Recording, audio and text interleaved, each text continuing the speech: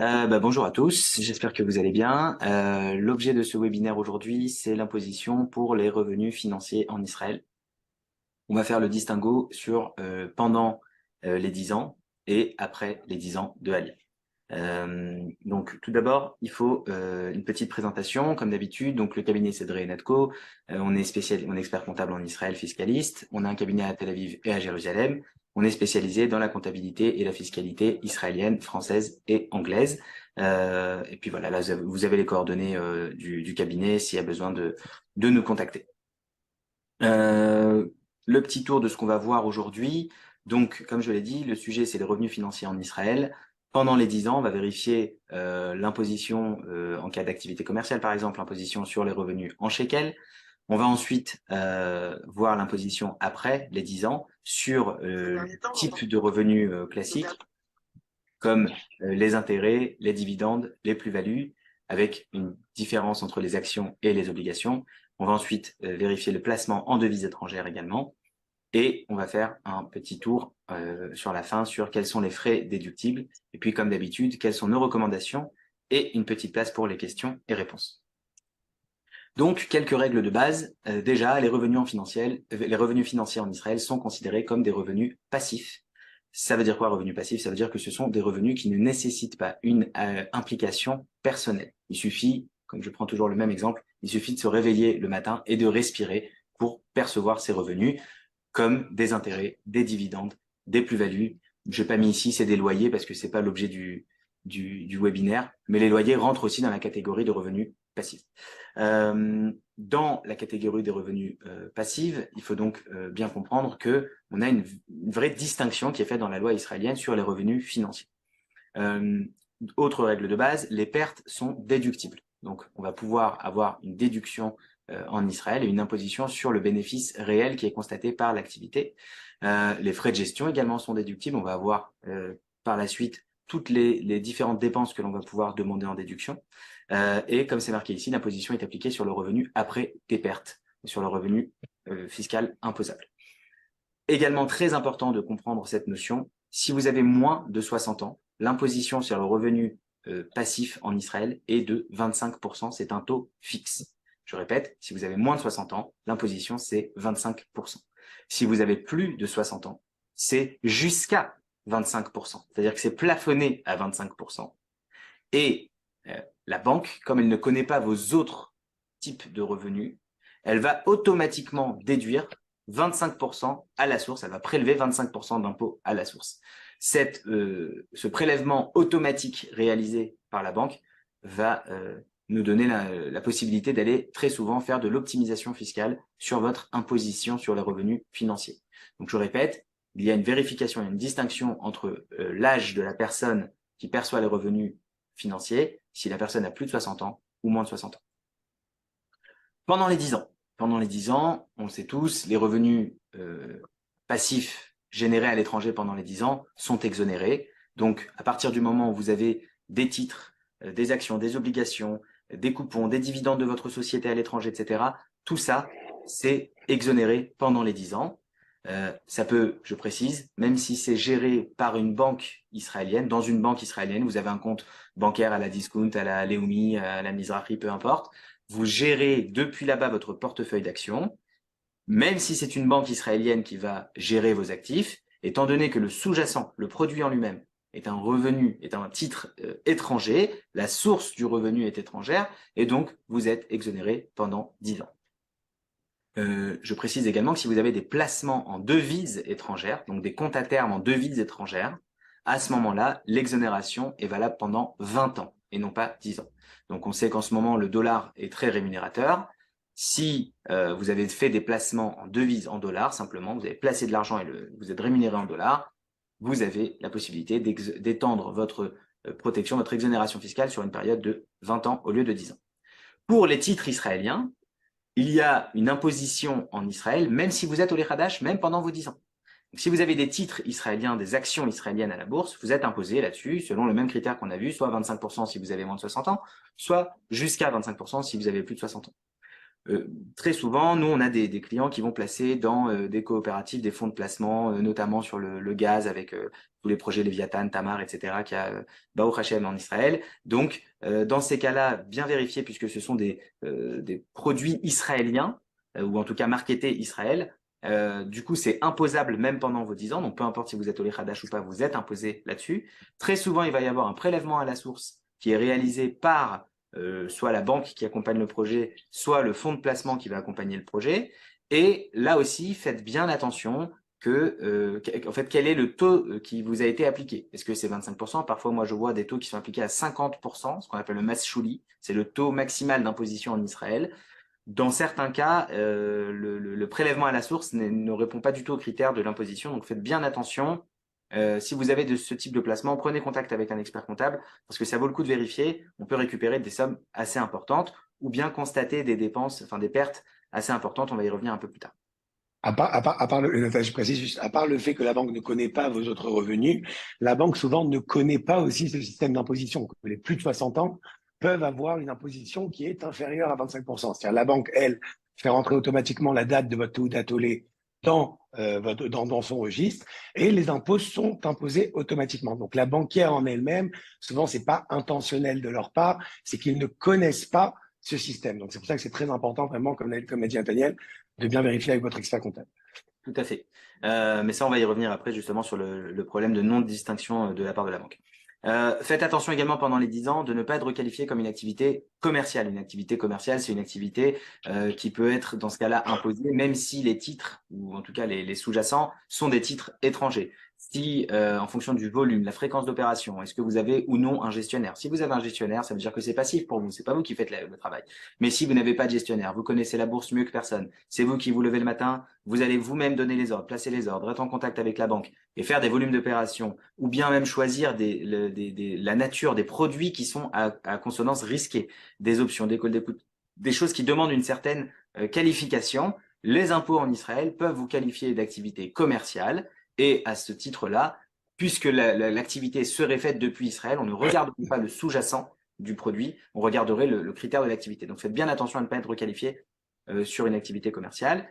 Et je vous rappelle également qu'il y a une obligation déclarative, même pendant les 10 ans, si jamais votre volume de transactions annuelles de titres imposables, je précise de titres imposables pendant les 10 ans, donc de titres israéliens ou de fonds de placement, comme on l'a expliqué, dépasse les 2,6 millions de shekels. Je ne parle pas à nouveau de l'assiette fiscale, je parle du volume de transactions. Si vous avez acheté et vendu des actions ou des produits pendant l'année fiscale et que le volume de transactions échangées dépasse 2,6 millions de shekels, vous êtes dans l'obligation de rendre une déclaration fiscale annuelle.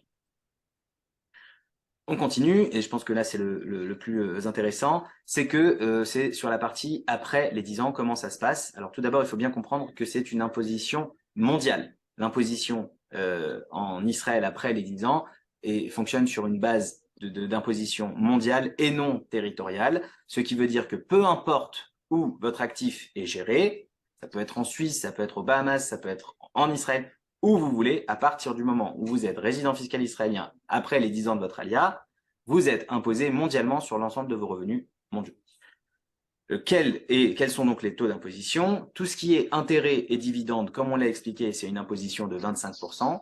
Faites bien attention, pour les intérêts et pour le dividende, on va regarder le jour du paiement, le jour de la réception du paiement, et non pas éventuellement, par exemple, dans le dividende, si jamais il y avait des réserves qui existaient avant la fin de vos 10 ans et que vous avez décidé de distribuer ces réserves après la fin de vos 10 ans, les impôts israéliens vont regarder à quel jour vous avez reçu le paiement et ils vont vous imposer à 25% en fonction du jour de réception. Donc faites très très attention à ne pas laisser par exemple des réserves, c'est une première recommandation, ne laissez pas, si vous avez des sociétés à l'étranger qui ont des réserves importantes, distribuer ces réserves avant la fin des 10 ans. Parce que si vous distribuez avant la fin, il n'y a pas d'impôt. Si vous distribuez après, même un jour après la fin de vos 10 ans, vous êtes imposable à 25%.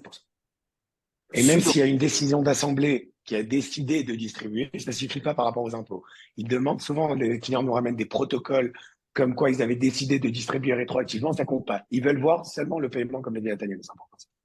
Voilà, tout à fait. Je précise juste, je fais une petite nuance ici, si on a un protocole de l'Assemblée générale qui décide d'une distribution de dividendes avant la fin de vos 10 ans, peu importe si vous n'avez pas la trésorerie au moment du protocole de l'Assemblée générale, mais que vous aviez des réserves suffisantes pour pouvoir distribuer, mais même s'il n'y a pas eu de paiement, l'administration fiscale israélienne acceptera quand même le jour du protocole comme étant le jour de la distribution, ce qu'on appelle le jour X, et ce jour-là sera considéré par les impôts israéliens. Donc, très important, même si vous n'avez pas le cash dans votre société qui vous permet de distribuer et verser le dividende, on demande une distribution de dividendes. On ne demande pas un versement de dividendes. Donc, faites bien attention sur ces choses-là. Pour la partie des plus-values et donc ce qu'on appelle le capital gain, là aussi, c'est une imposition qui va donc jusqu'à 25% pour les plus de 60 ans et de 25% pour les moins de 60 ans. Et là, on a une petite nuance, c'est qu'on a pour un Olé Hadash le calcul linéaire. Le calcul linéaire, c'est une formule où en fait on va calculer quel est le montant, le nombre de jours total de détention de l'actif. Ça va nous servir de dénominateur. Et on va regarder combien de jours sont passés après la fin de vos 10 ans jusqu'à la date de la vente. Ça va nous servir de nominateur. Et ensuite, on va multiplier ce ratio par la plus-value constatée. C'est un peu technique, on a un simulateur sur le site si vous voulez faire vos petites vérifications. Mais en tout cas, prenez en compte que très souvent, on entend, alors vite avant la fin des 10 ans, il faut tout que je vende, sinon je vais me faire imposer. Sur les intérêts, les dividendes, on en a parlé, c'est vrai que c'est intéressant de distribuer avant. Sur les plus-values, pas nécessairement, puisque si vous avez un titre que vous détenez depuis 10 ans, par exemple, et que vous le vendez 6 mois après la fin de vos 10 ans d'ALIA, ben, techniquement, la quote-part imposable, le nombre de jours qui sont après la fin de vos 10 ans, c'est ridicule par rapport au nombre de jours de détention totale. Donc, ne courez pas vendre tout de suite des actions qui ont une grosse plus-value. Regardez plutôt pour chaque action quel est le nombre de jours total de détention, c'est très important. On a également la possibilité en Israël, lorsqu'on a du capital gain, de profiter de l'érosion monétaire sur votre prix d'achat. Ça veut dire qu'on va pouvoir profiter de l'indexation de votre prix d'achat. L'indexation, ça va être soit en fonction de l'inflation constatée en Israël, soit sur la fluctuation de la devise étrangère. Si vous avez acheté en dollars, on va pouvoir convertir par rapport au taux du dollar le jour de l'achat et aujourd'hui pour venir en fait rehausser ou réactualiser votre prix d'achat et donc de facto diminuer la quote-part de plus-value imposable. Je le répète ici, on a effectivement, après les 10 ans, l'exonération sur les placements en devises étrangères pendant 20 ans et non pas 10 ans. Et s'il y a, après les 10 ans, des impôts qui sont prélevés à la source, je pense souvent, par exemple, les comptes bancaires en Suisse qui sont gérés en Suisse, il y a très souvent des prélèvements à la source qu'on appelle withholding tax qui figurent dans votre tax return annuel, dans votre rapport fiscal annuel qui est envoyé par votre banque, Pictet, Rothschild, Julius Baer, peu importe. Vous allez avoir là-bas une section qui est withholding tax. Cette section d'impôts prélevés à l'étranger, il faut aller vérifier quel est le pays qui a prélevé à l'étranger et ensuite consulter un fiscaliste en Israël ou un expert comptable pour en fait vérifier si jamais la convention fiscale entre Israël et le pays concerné permet une déduction totale de l'impôt qui a été payé à l'étranger ou prélevé à l'étranger, ou bien une impôt partielle. Je pense notamment à la Suisse, où il y a une déduction seulement de 2/3 de l'impôt qui est prélevé à la source et non pas de 100%. Quels sont les frais reconnus et les dépenses déductibles? Comme on l'a dit, on est imposé sur le bénéfice réel et non pas sur le chiffre d'affaires qui est réalisé dans cette activité. Donc là, j'ai mis quelques exemples les plus courants. Frais de gestion de votre gestionnaire, évidemment, ça va être le frais principal. Les frais bancaires, donc la tenue de compte, frais d'opération, transactions. Les frais de déplacement sur site. Alors, là, je précise, si par exemple vous investissez dans une mine d'or en Argentine et que vous devez prendre l'avion régulièrement pour vous rendre, vérifier, constater les évolutions et l'avancement du projet, vous avez le droit de reconnaître comme une dépense le billet d'avion et les frais d'hébergement sur place. Si vous allez vous avez un gestionnaire à Genève et que vous avez besoin de faire le point avec lui une fois par an, bah, vous pouvez faire passer le billet d'avion et l'hébergement sur place pour aller vous être posé avec votre gestionnaire à Genève, à Lausanne, à Zurich, peu importe. Frais de tenue comptable, frais de déclaration annuelle également, et les dons aux associations israéliennes qui bénéficient de l'article 46. On est dans une période très compliquée. Beaucoup de personnes font des dons. Très important de demander à récupérer le CERFA pour pouvoir déduire 35% du montant du don. Et je précise que même si vous êtes encore dans la période de vos 10 ans, les dons en Israël peuvent se conserver sur une période de 3 ans. Donc si vous terminez vos 10 ans, par exemple en 2025, 23, 24, 25, peu importe. À ce moment-là, les dons que vous avez faits en 23 peuvent être reconnus soit en 23, si vous avez de l'imposition, soit en 24, soit en 25, et ainsi de suite. Donc très important, je sais qu'il y a beaucoup de personnes qui ont aidé les Khayalim récemment, demandez bien à obtenir un CERFA de la part de l'association à laquelle vous avez donné pour pouvoir soit utiliser maintenant cette déduction, soit pouvoir la reconnaître sur 24 et 25. Comme le disait Nathanaël tout à l'heure, la banque n'est pas autorisée à compenser une perte des années précédentes en Israël, c'est interdit. Donc si vous avez une perte on y a un formulaire que les banques donnent en Israël, c'est le formulaire 867, le Tofes Shmonamot Shishim Vesheva. Et dans ce formulaire, la banque doit reporter et lister l'ensemble des pertes qu'une personne a eues dans son exploitation financière. Et la banque n'a pas le droit d'utiliser ces pertes-là sur les années suivantes. Cette compensation, cette déduction ne peut être faite que dans le cadre d'une déclaration fiscale annuelle présentée par un expert comptable. Donc la banque en elle-même, même si vous avez fini l'année précédente avec 3 millions de shekels de pertes et que vous démarrez l'année en cours avec un bénéfice ou un intérêt de 200 000 shekels, la banque va vous prélever à la source 25% sur cette réception dans l'année en cours. Elle ne va pas tenir compte des déductions que vous aviez et des reports que vous aviez les années précédentes. Pourquoi? Eh bien simplement parce que la banque n'a pas une vision globale sur l'ensemble de vos revenus. La banque ne sait pas contre quoi vous avez potentiellement déduit déjà ces pertes et donc elle ne va pas prendre le risque de venir utiliser des pertes qui auraient peut-être déjà été utilisées précédemment. Donc très important, conservez bien les 867, demandez-les chaque année à toutes les banques dans lesquelles vous avez des placements en Israël, demandez le rapport de taxes annuelles si vous avez des banques à l'étranger et très important, conservez une trace à chaque fois de ces 867 parce qu'à l'intérieur, vous avez des pertes et ces pertes ne vont pas passer d'une année à l'autre. Elles ne peuvent passer d'une année à l'autre que dans le cadre du dépôt d'une déclaration fiscale annuelle. Un autre élément très important que me faisait remarquer Nathanaël, c'est que lorsqu'on a une perte en capital, donc un loss in capital, on va avoir une possibilité de déduire cette perte contre une plus-value immobilière en Israël. Donc si vous avez perdu, comme beaucoup de personnes, en 2021, 2022, en 2021 c'était une bonne année, mais en 2022, vous avez eu des pertes sur le marché boursier et qu'en parallèle, vous avez eu ou vous allez vendre un bien immobilier en Israël avec une plus-value importante, la plus-value normalement immobilière en Israël, elle est taxée à 25%.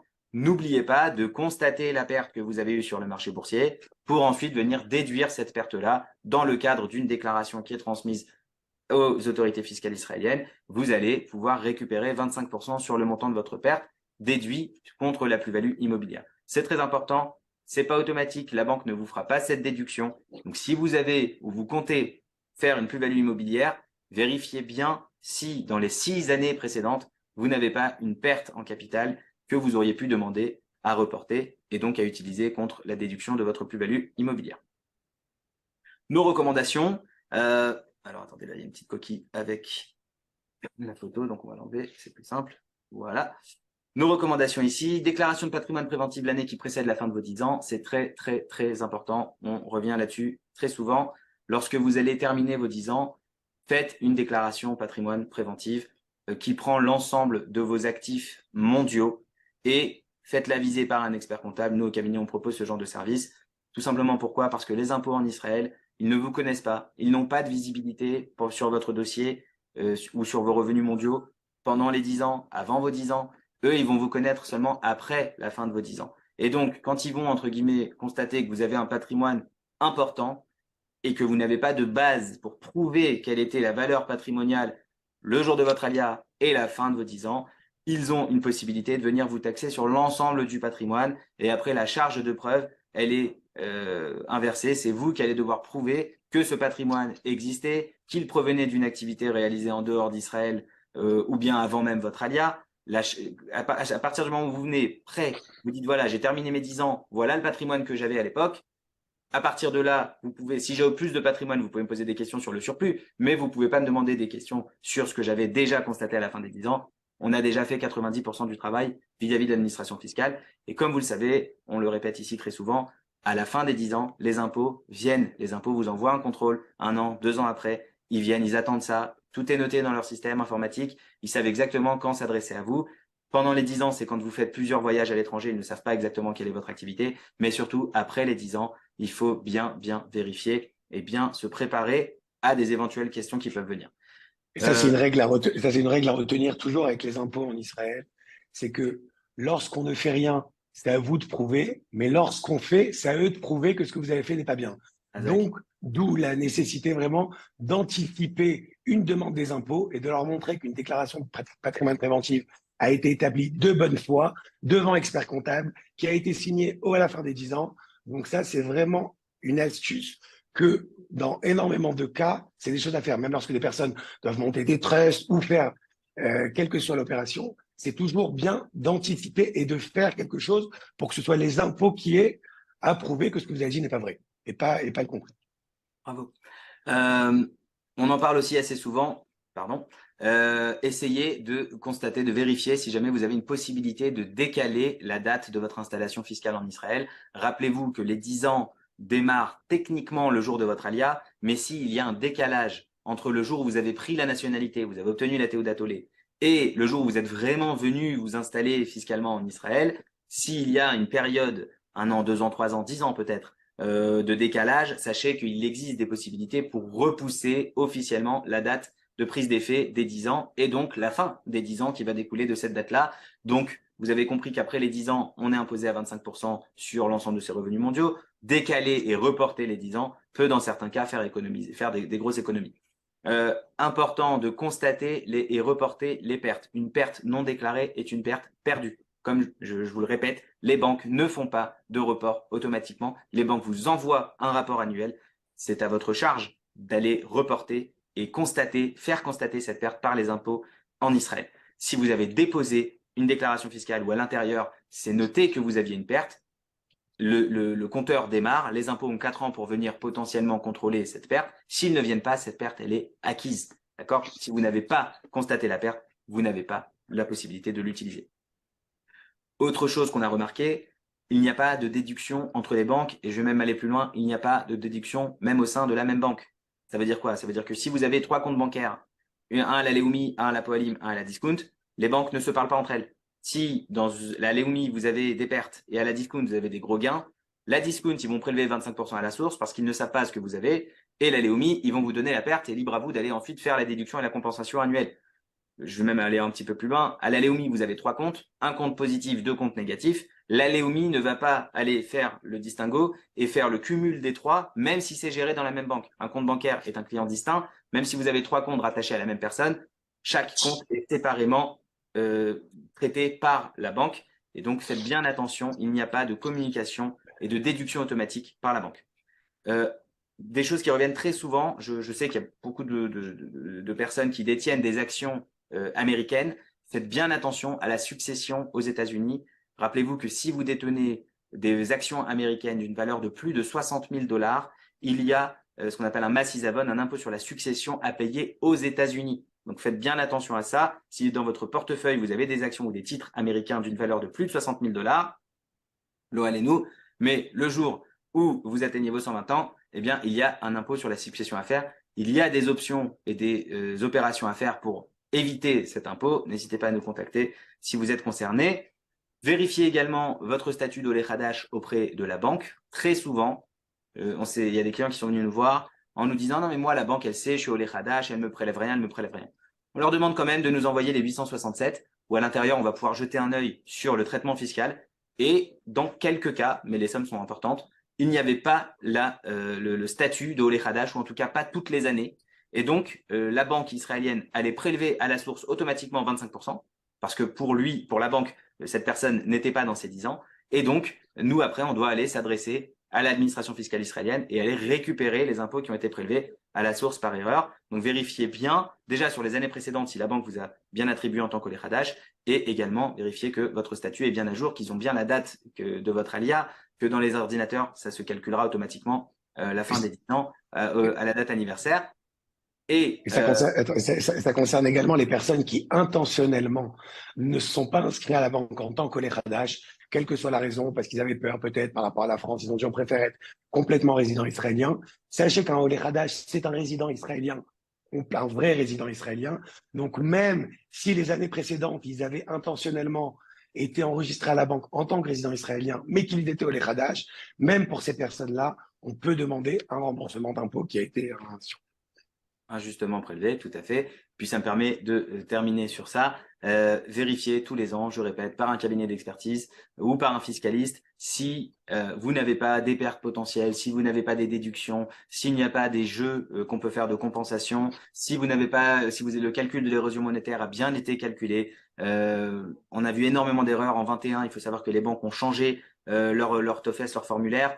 Très souvent, les calculs sur l'érosion monétaire n'étaient pas toujours le plus favorable disponible. Donc, vérifiez bien, faites des vérifications par des cabinets d'expertise, par des fiscalistes, parce que quand on parle de 25%, c'est 25% flat, d'accord? C'est pas un taux d'imposition marginal de 25%, c'est les banques prélèvent 25% sur tous vos revenus. 25%, c'est quand même beaucoup, donc ça vaut le coup d'aller vérifier.